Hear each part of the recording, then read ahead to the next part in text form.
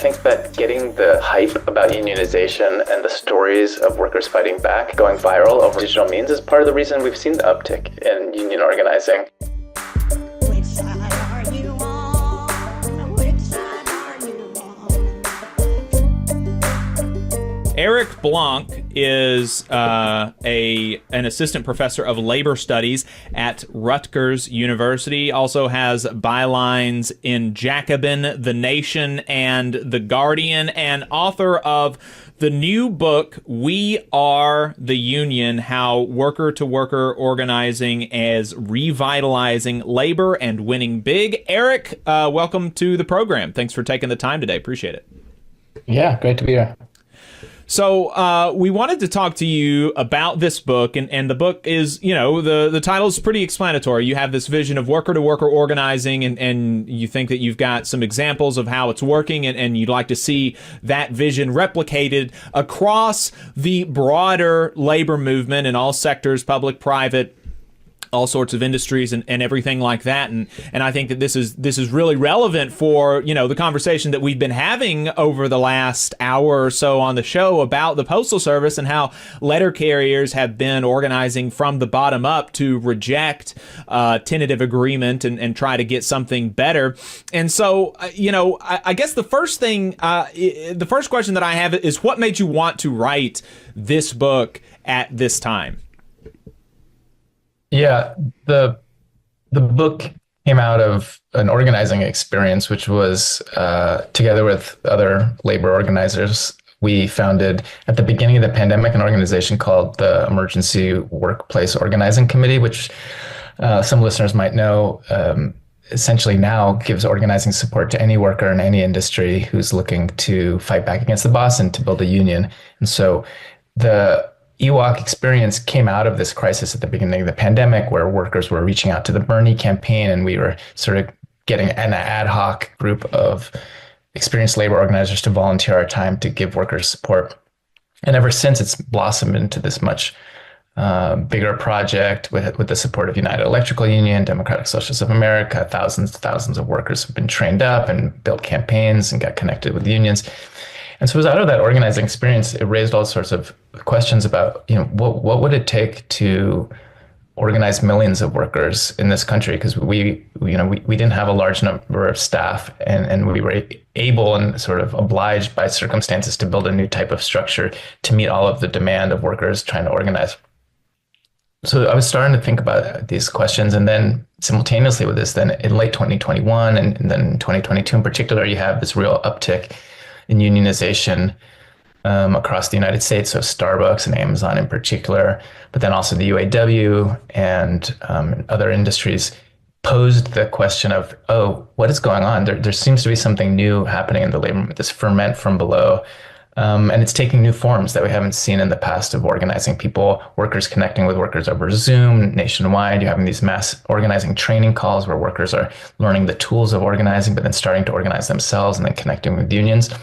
So it was out of the sort of concrete experience of organizing, then with the strategic question of what does all this mean, and what are the strategic lessons of this experience, that I ended up doing the research for writing the book. And so coming out of this research, then, how do you define worker-to-worker organizing? What is your definition for that, and how is it, and what are you defining this term in contrast to, right? What's the other kind of organizing that exists out there that you posit is kind of less ideal than worker-to-worker organizing?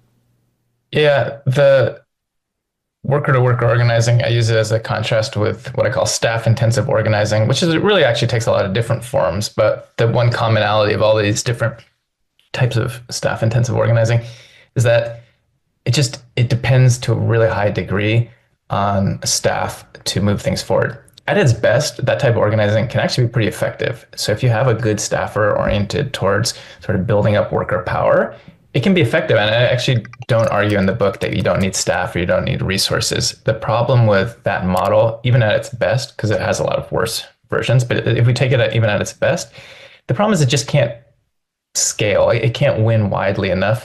It can't organize millions and tens of millions of workers because it's just too costly in terms of time and money to be able to reach that type of scale. And so in the book, I give a lot of data talking about, even if you were to use 30% of the entire budget of the labor movement, which would be really ambitious on new organizing, but through this model, you'd only get union density increase back to like 2015 levels. And even if you use the entirety of the labor movement's really massive budget right now, which its bank account rather of over $30 billion. Even if you were to use all of that money for new organizing through a staff intensive way, you'd only get to 2002 levels of union density. So even in the most ambitious, put all of the money in, which would never happen. We're lucky if we can get unions to spend 10% of their budget on organizing these days. But even if you were to try to do that through a staff intensive way, you wouldn't be able to organize the number of workers you need. And so this raises the question of a different model.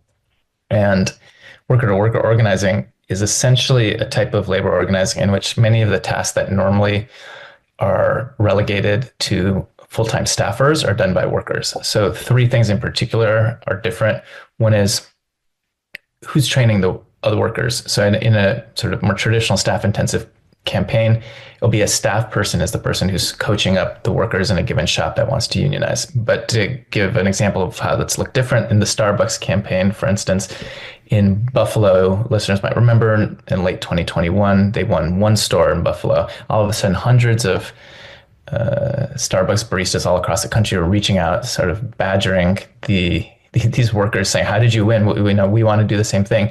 And they didn't have staff. They didn't have staff to reach all of these people. They had very few resources. They were supported by a very tiny local and a tiny union, and so they had to rely on the workers themselves to get on Zoom and to start talking with their coworkers all across the country.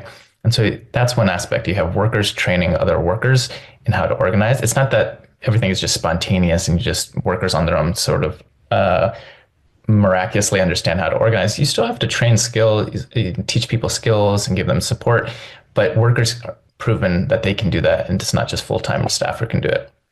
The second thing is that workers oftentimes initiate these campaigns.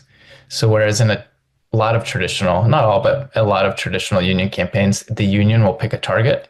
So the union will say, okay, they'll research a bit of the company, or they have a campaign around specific workplaces, and then they'll reach out, they'll flyer workers as they're coming in, and the staff and the union picks the target. Here, the drives tend to be initiated by workers themselves, and oftentimes go very far in their organizing before they connect with the union. So here we've seen all across in a lot of different industries, organizing committees are built up, and they vote on which union to affiliate with. Are they going to affiliate with the Teamsters? Are they going to affiliate with, XYZ? This changes the dynamic, because when the organizers and the workers are sort of building their own power before being connected to an established union, it changes the relationship with how you relate to that established union. It tends to be one of partnership rather than deference, which is sort of the problem that you have in a lot of more traditional union drives. And the third and final thing about worker to worker unionizing is that workers are helping centrally set the strategy. It's not the case in these drives that workers are just sort of showing up at the picket line or doing some of the more basic tasks like passing out cards. They are centrally participating in the big decisions in the campaign, how to move it forward, when to file for a union election, what political stances to take, what messages to put over social media. These are things that oftentimes staff will do in a more traditional drive.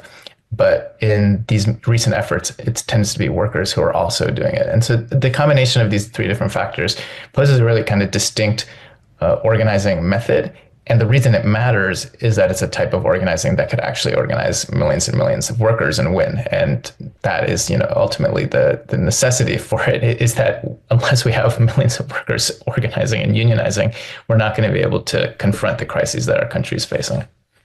And so how do you propose in your book to orient the labor movement kind of writ large to this? Because, a lot of the points that you kind of pointed out were like, one specifically you mentioned was that the workers themselves are kind of initiating these campaigns rather than the unions coming in and picking a target and initiating a campaign. And so how do we get the unions to get people to self-initiate? How do you propose that works?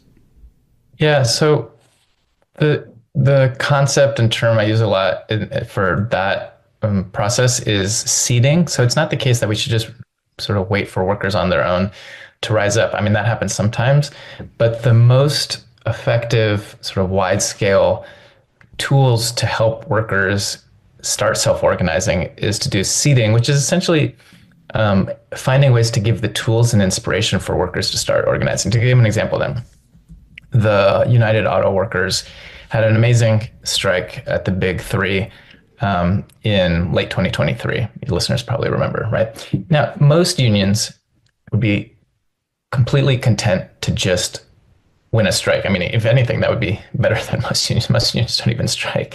But let's just say, even the unions that do strike, if you can win a strike, or even better, if for most unions, if you don't have to strike, you can just sort of scare the company and have them give you a decent contract. Now, UAW understood that their strike in the Big Three was important to grab the attention of auto workers all across the country and to immediately pivot towards organizing the entire auto industry, because they understood that the power of auto workers depended on spreading to the non-union plants in the South. And the big question, for all auto workers is, how do you organize the whole industry so it's not just sort of these islands of unionization in the North? And so what they did is they used this strike to attract the attention of all auto workers. And they immediately, at the culmination of that strike, said, we're calling all auto workers across the country to start self-organizing. Every industry, you might remember, every single company, every part of the country, here are the tools you need to start organizing. And so it wasn't that they just sort of hoped that workers would start reaching out. They took steps to inspire, and then they gave tools necessary for workers to start taking that initiative on their own. And that culminated in rapidly increasing the organizing that led to the first union election win ever in a big auto plant in the South and in Tennessee, and then also to the spread of unionization drives in other places, including Mercedes in Alabama, as you know, which didn't win, but that is going to file again this coming year. And I think they're optimistic that they'll be able to eventually win. So again, you can see that these types of bottom-up organizing initiatives can be fueled by unions, even if they aren't sort of directly and immediately targeting them like they might have in the past. Hey, 5 seconds. Just wanted to say that this is only possible because of our donors. If you want to see more of this, then consider donating yourself at tvlr.fm/donate.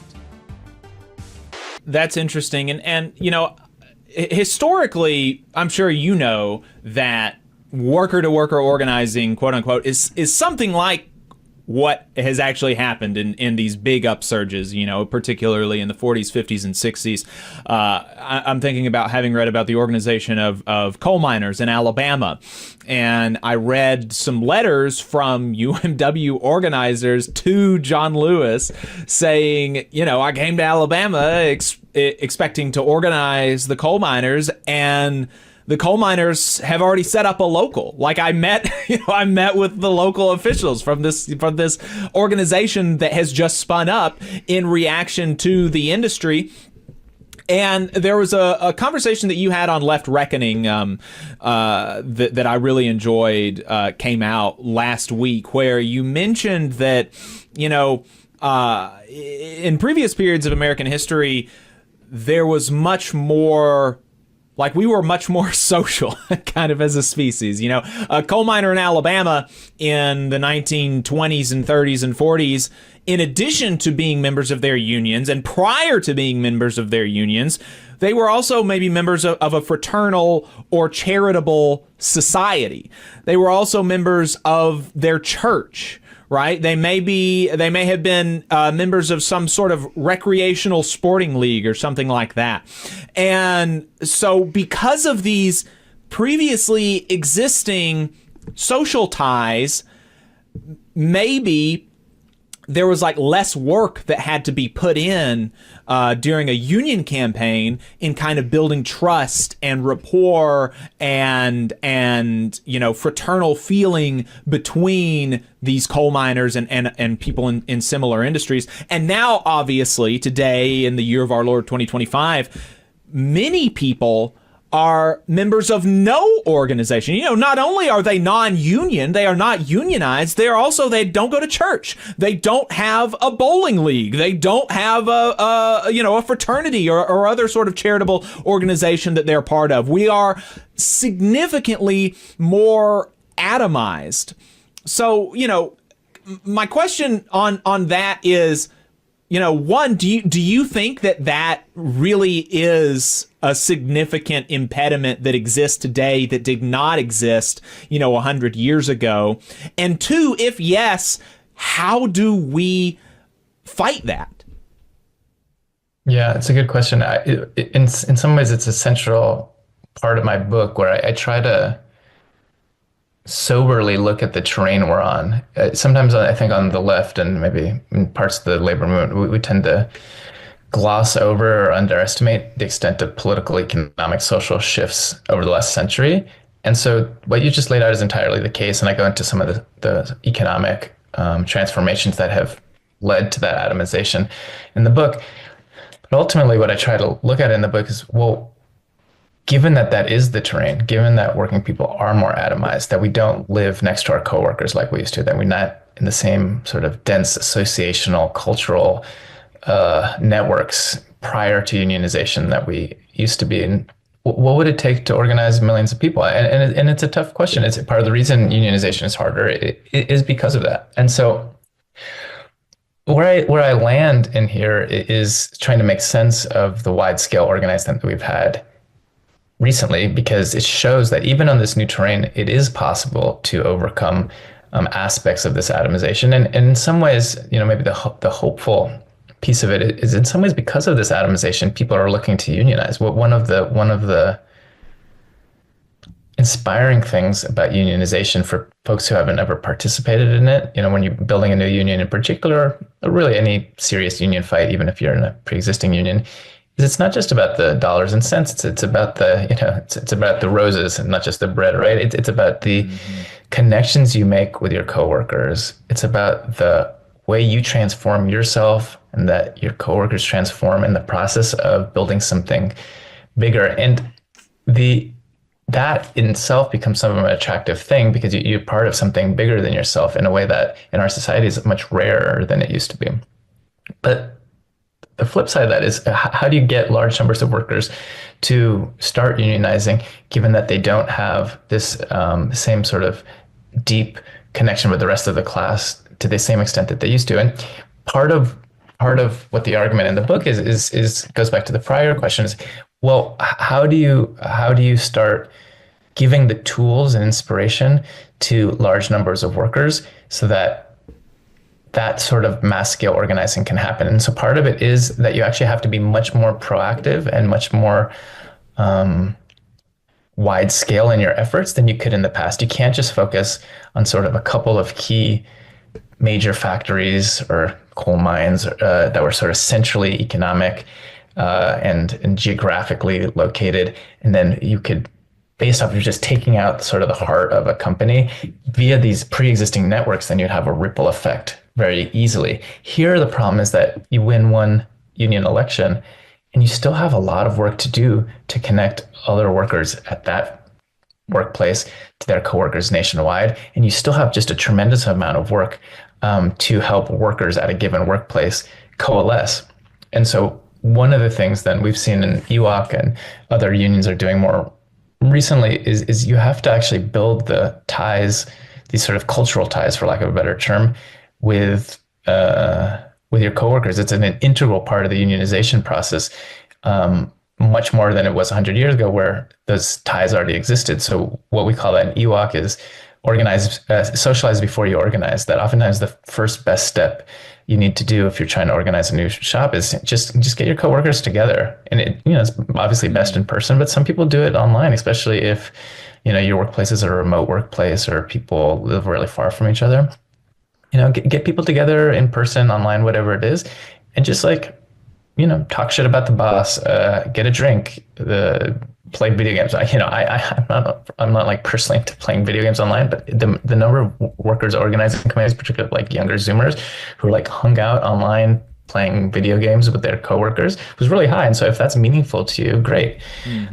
Whatever it is, the question is, how do you see your coworkers as sort of human beings and as as something that part of socially, that it's not just you atomized, you're part of something bigger. And so whatever you can do to build those ties is just going to go a really, really long ways towards building the type of power necessary to win.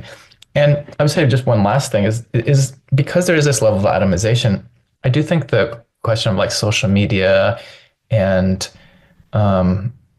is important. I think that getting the sort of hype about unionization and the stories of workers fighting back going viral over digital means is part of the reason we've seen the uptick in union organizing since late 2021. These tools are powerful. Obviously, they're owned by horrible corporations, but they give it a possibility for workers learning from workers, from connecting with other workers and having some sort of sense of being part of something bigger. That frankly was hard 10, 15 years ago when you didn't have the same immediacy of being able to connect with people outside of your sort of immediate locale. So that's another, I think, big theme of the book is the way that digital tools have created new possibilities for overcoming some of these sort of atomization divides and geographic divides.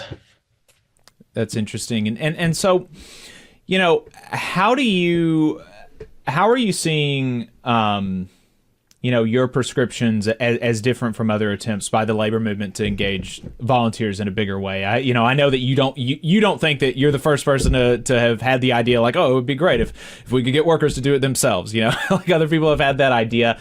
And one of those in particular, one of the iterations of an attempt to implement that idea was Working America, an initiative by the AFL-CIO. The AFL-CIO and unions have also had union organizing workshops that are open to the public. We've done some of those here in North Alabama. And so I guess what do you think that we can learn from the failures and limited successes even of these past experimentations within the labor movement of trying to engage volunteers in a bigger way? Yeah, it's a good question. I mean, I think there are a few things. If you look at the overarching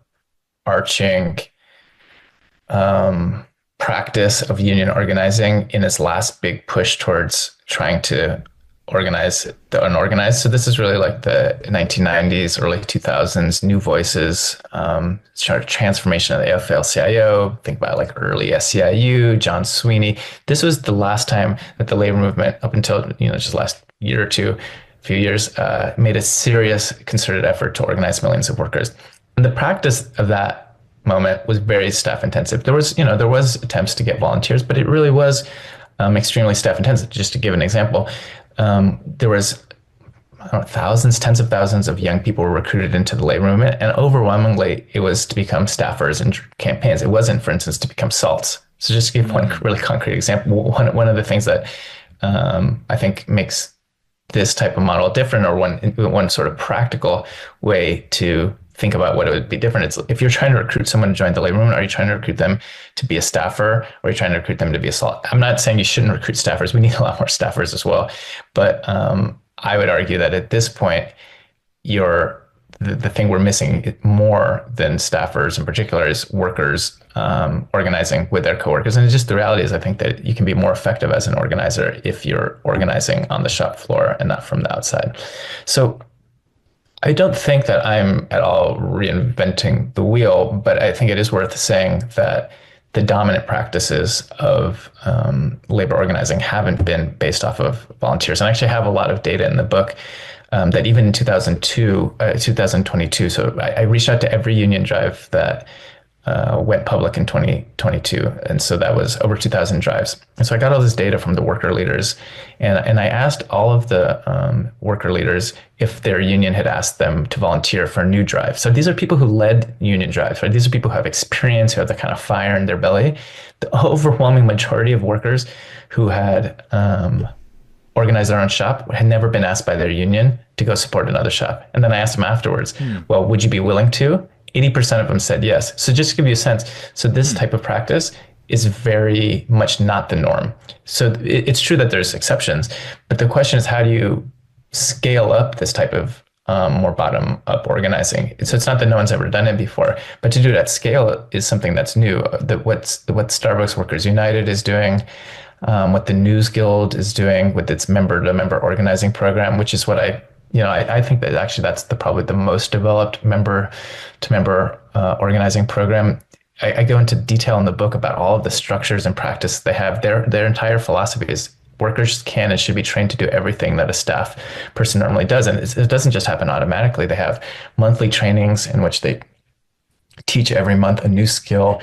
They have these really, really sort of elaborate benchmark and organizing trackers where every worker has to have a sort of a spreadsheet of the skills they've learned, whether they've learned it, whether they've done it, whether they've taught it. They have pods of people, so you're connecting with 10 workers across the country. So it's not just that you have one training once off and then you're on your own, but you're connecting with a group of about 10 to 12 workers nationwide. So you're constantly sharing experiences, stories, and learning from each other. So these are structures that are definitely not the norm in the labor movement. And I think that what I try to do in the book is to talk about the best practices that I've seen that, I didn't invent them, but that I've seen that unions are doing, with the case then that like more unions should essentially be organizing along these models. The News Guild is definitely, News Guild and Starbucks for sure are undoubtedly the most successful unions as far as bringing in new units over the last 4 years. And that member-to-member organizing stuff that the News Guild has, that sounds really, really interesting. We might try to get somebody from the News Guild. You might have given me a guest suggestion there. That sounds really cool. And so one of the things that you mentioned as we've been talking is Ewok. That stands for the Emergency Workplace Organizing Committee. That is a project of the DSA and the United Electrical Workers. And you've put that forward as well as something that you would like to see done, although obviously on a bigger scale. Could you give us like some information on Ewok? It's been a project since 21, I think, since 2021. Since March 2020. It literally started as a Google form we set up at the beginning of the pandemic, because those of us who were organizers for a Bernie campaign were getting this influx of workers reaching out to the Bernie campaign saying, my boss wants me to go in. We don't have any masks. My coworker has COVID. What can I do to fight back? So it was born out of the COVID sort of emergency, and that now is emergent something much bigger. And I think for listeners who, for instance, are not in a union already, you should go get support from Ewok. So you can go to workerorganizing.org. So workerorganizing.org, you just fill out a form. Within 72 hours, an experienced organizer will call you back and start helping you take the steps to start organizing. That's essentially what Ewok does. So you should do it if you're not in a union, especially at this moment when we need so many more people building power at work. And I think the reality is every union should be doing this. Every union should be encouraging extremely widely workers to start organizing. It's one of the really sad things that we have to deal with in Ewok is so many workers who reach out to us say, I reached out to 7 different unions. None of them ever called me back. This is very, very, very common because a lot of unions don't put resources towards organizing, and they don't have a culture of organizing, and also they have a very expensive model that doesn't rely on volunteers, so they're extremely picky and choosy about sort of which union drive that they'll take on. And so many workers sadly reach out to unions and never hear back. And so really what unions should be doing is the exact opposite. They should be telling all workers, all working people, any job can be a union job. If your life is not where you want it to be, if your workplace is not what you want it to be, you need to unionize, and we're going to give you the tools necessary to turn that around. And so it is somewhat of a question of scale. It's not that nobody's ever organized a training before, but are you proactively finding ways to get that message out to millions of workers? Ewok is a small organization, so we're connected to a socialist organization and a small union, but the AFL-CIO could be doing this. Central labor councils could be doing this. They could be having so that every member of an existing union would know that once a month there's going to be an online training or an in-person training that they should be inviting their friends who aren't in union to, that they should be inviting their family members to union to. Like, that isn't the norm, right? And so we need to be sort of integrating these practices into the whole labor movement so that we can meet this moment and sort of defeat Trumpism and the billionaires. And I think that there's a level of routinism and complacency too much still in the labor movement that we need to desperately break out of. Yeah. I think that sounds really cool, and maybe giving me another idea might be I don't know, might try to work on maybe some sort of formal partnership between our labor council and Ewok. That might be something that folks would be interested in.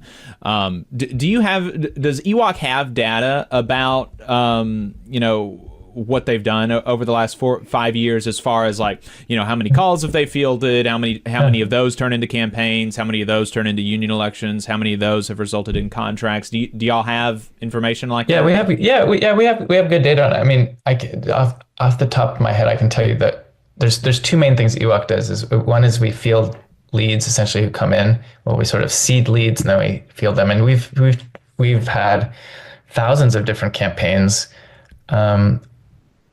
Hundreds have resulted in a union. We've unionized the campaigns that we've helped organize. I believe we unionized tens of thousands of workers at this point, right? Because you have one worker reaching out, but then they're organizing hundreds of workers. And some of these have been really major campaigns. I mean, most recently, we supported the Whole Foods workers who unionized and won the first sort of Whole Foods union election victory under Amazon ever. So they reached out to Ewok and we gave them training, gave them support. And they won an insanely amazing historic victory against a very intense employer and intense union busting campaign. So on my end, the main thing I work on is the trainings. So we do these sort of bi-monthly organizing trainings that are open to anybody. And I think we're up to 4,000 workers who've been trained through these over the last, over the last 4 years now? So 5 years. So yeah, I think it's still smaller than we need it to be for turning everything around for the labor movement, but it shows that even with so few resources, you can reach so many workers if you have an approach that is sort of along the lines that I described. Right. Well, that's really great. The book is We Are the Union, Eric Blanc. Really appreciate your work on that. You just saw a clip from the Valley Labor Report. We are live every Saturday morning from 9:30 a.m. till 12:30 p.m. And we pride ourselves on keeping all of our content free to everybody so that we can talk to as many working folks as possible. If you support the work that we're doing, you think that it's important, you think that it's good, then consider making a monthly contribution to the project, and you can do that on our website, tvlr.fm.